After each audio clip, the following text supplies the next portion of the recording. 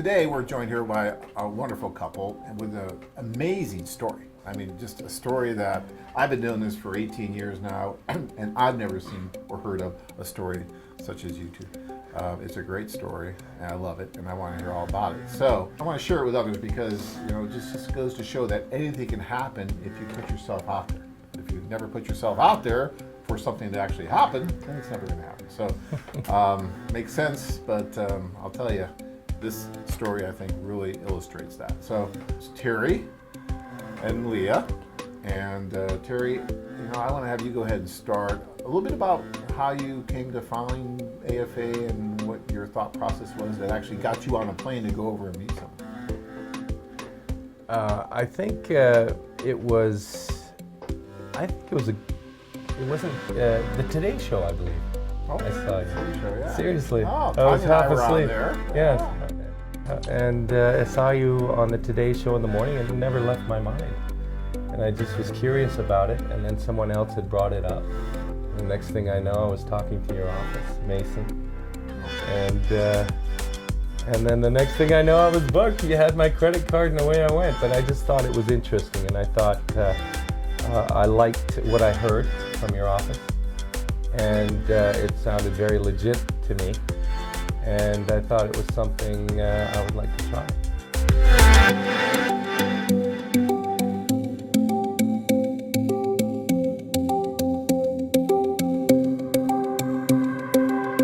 Well, I mean, what are you going to say when there's, 25 guys? I don't remember exactly. And there's up to 200 plus women filing into the room, one after the other. And they're looking to meet you. Yeah. It's pretty interesting. And they're all shapes and sizes and ages and everything, you know. And they're all friendly and they're all happy to meet you and talk. But, you have to go out and make your rounds, so to speak.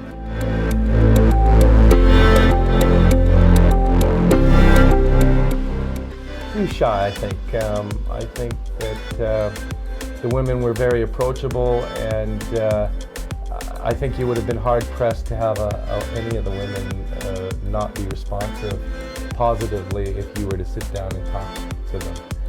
But most of it was just like, again, prom night. It's, ooh, look at her, oh, I like her. Did you talk to her? Did you talk to her? No, did you? I'm like, oh, maybe you should probably remove your head and go talk to her yourself.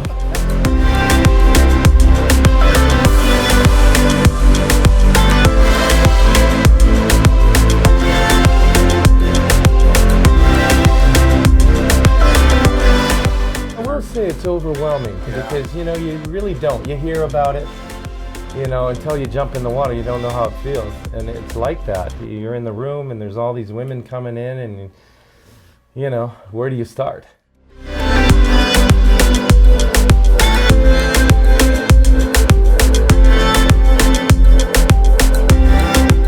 I just was at home. Some of my friends, they called me, just invited there, just told me if you want to have some experience to talk with American men. I just didn't have anything to do. I just came there. Okay, let me yeah. You came with your friends, and I imagine Yes. you got there. They asked you to fill out some paperwork. Yes. Okay. I should write my name, address, phone, everything. Yeah, on a application Yes. to join, so we know who you are. So you'll be right there. Then we came inside, and that's it. I didn't talk with anybody. Nobody came to me to talk with me. I don't know why. Some men tried to talk with us, like 5-10 minutes, not more. And then I decided to go home to relax, and then he stopped me. I think it's halfway through the evening and I'm thinking about, again, my stomach and where I'm going to have dinner. The fillet of fish again? Where am I going to find something? Anyway. Sushi. Yeah, or pizza. Yes, I guess I was out to the restroom and I was walking back into the room and Leah was walking out. And I just kind of took a double take. We crossed each other and I basically thought, really, if I had to be totally honest, the first thing that crossed my mind was, where the bleep were you, all night? And so I just kind of said, well, excuse me, are you leaving? And she said, yes, I'm going. I said, well, would you mind not leaving and coming back and just chit chat for a little while, And she agreed. She talked to the face of right back. I guess they went to the restroom. They meet me back at the table. I went and sat down, and they came in. We chatted and we joked around. I told actually the interpreter. I insisted that the interpreter tell Leah that I think that she must be very intelligent because she's not very attractive. The interpreter looked at me and went, I said, no, tell her that. So she goes, okay, and she told her, and Leah's listening, and then I said, whoa! And then we were off to the races, and we went for sushi. And Well, hold on, Leah. Yes, and because I didn't feel like I had interview, everybody coming to you and asking how old are you married, how many children do you have, what are you doing in your life. He just came and we started to make a joke. You're right, so it was a something different like this. approach. Different, yes. You just didn't. This is not a third world country. And these are intelligent, attractive, modern, fashionable, intelligent women. And they're not going to really feel comfortable with being interviewed like that, first of all. And you're going to have to bring something to the party.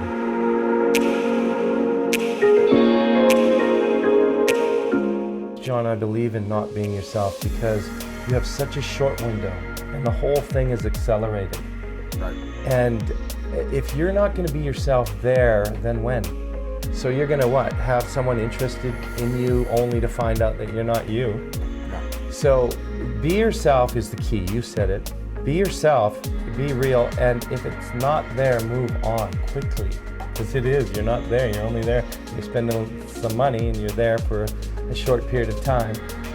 So you might as well make the most of it. That's all I'm saying. Make the most of it and move on.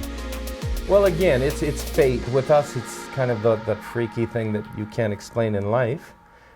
But again, we hit it off that night. We had a wonderful evening.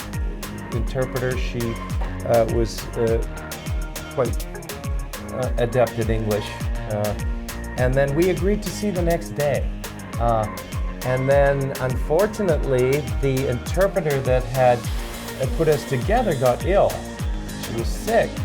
And so she wasn't communicating with me or with Leah. And then we couldn't communicate with each other. So it was very frustrating. It was very, I thought, oh, well, it wasn't meant to be, whatever the case may be. And again, no dates, all that. And I guess it was myself and 3 other guys. They'd finished their dates, whatever. We went out that evening. And we just happened to be in a restaurant. Seriously, it was just one of those things. I saw one of the interpreters, Julia, and she was with 3 or 4 other girls. So in American style, hey, what are you doing? Come here, And so, they came over and then, Julia, blah, blah, blah, and we're talking about just general. And then she asked me out of the blue, what did you think of Leah the other night, last night? I said, I liked her. And she goes, you did? You liked her? I said, of course, yeah, I did. She goes, do you want me to call her? No shit. Right? So it's like, oh, okay, I can do that. I have her number. Really? Please. Cool. Wow. So sure enough, she did, and she called. Leah was out with a friend. We hooked up. Already, I didn't wait for his call because I thought he has some other dates. He didn't call me, and Were you upset? okay, of course, yeah. So then she came, and again we had a wonderful night. I think we stayed up till 3 or 4 o'clock in the morning, laughing. There was 3, 4 girls. There was our buddies from the AFA, and we were all. Again, it was meant to be. It was one of those things. And so then, yes, I bid for farewell to the guys, and the bus took off. and I waited for Leah all day. Actually, 3 p.m. 3 p.m. Yes. Yeah, all day. Not all day. Of course, anxiously. I even went to sleep. I took a nap for about 2 hours up in the room. Came down. They wanted to nick me another $70 or something. Sending me out extra. Hours, yeah. That's cool. Whatever. And then here she showed up right there on time with her friend in a nice new car and driver, and away we went. And we spent just a fabulous weekend on the seaside. Okay, so check this out. This place is sold out. The whole world is there. It's a holiday weekend. Summertime. Summertime. And so it's sold out everywhere. So we go to a few places, they're sold out. So we just get out of the cab anyway, and we go to the front of the walkway, you know, the whatever you want to call it, along the beach, boardwalk type thing. And we just stroll up, and we go, this hotel is there, beautiful hotel with a suite overlooking the ocean and the boardwalk with double balconies, candelier, I mean, just beautiful. And she just walks up, and yes, the lady says, we've got this one. I said, what are you doing? Get here now. What are you doing in the United States? I mean, first of all, you're in the, okay, fine. Get here now. Just get here. She goes, no, I have to finish the summer. Why? Just get here. Well, I have to finish my job thing. So yeah, so she did. And we corresponded a little bit. And again, she went dark for about 3 weeks. It was very Montana, it's like in the middle of forest, mountains, one hotel, no reception, nothing, no internet, very bad connection. Once a month I could go to internet and talk with him. So I thought, oh boy, here we go again, you know. But okay, we got it, and then finally, I said, when are you telling me what's going on? And then I got the big one. I got the bomb. It said, I am arriving on September the 8th in Phoenix. I sent him my ticket. Sent the ticket, the itinerary, and I went, okay. Went into my Rolodex prior to her arrival and eliminated them all. I went dark on everybody. And all my friends, my closest people are going, this is meant to be, this is from heaven. I mean, this kind of stuff doesn't happen. No, you couldn't write this script. No, and my closest people are telling me, you're marrying this girl, this is for you, and they haven't even met her. Wow. Yeah, all they're going by is what I've told them, and that this is the story. And they said, you can't, this is done, this is it. She arrived Sky Harbor Airport, she doesn't have my phone number. I don't have her contact. Here we go again. Yeah, here we go again. No kidding. She's assuming I may be there, maybe not. She's not sure, but she figures I might be there. I have no doubt she'll be there for some reason. And I get into the shoe shine chair by the gate, and I'm watching people walk by. Walk by, and I went, oh, there she is, you know. And so I snuck up behind her, got on the escalator down to the thing, and I said, hey, beautiful. And I grabbed her, and that was it. Wow. And it was like we'd known each other our whole life. Like we didn't even skip a beat. It was weird. Did you have any doubt that he would be there? It's reality, and it's happening right in front of me. I'm going, really, God?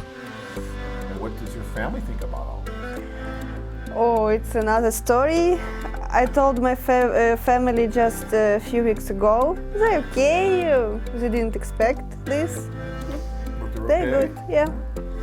They want to come, or they want me to go there with him to meet. And it turned out to be just that. And I think that you are in a position to really help a lot of men, a lot of people and women. You know, putting the good with the good and getting it done. And what you're doing is you're really opening the door and creating an avenue in which, you know, men can meet these women like-minded. But at the end of the day, again, the horse in the water, the men have to, you know, step up and sell themselves and charm the women. Yeah.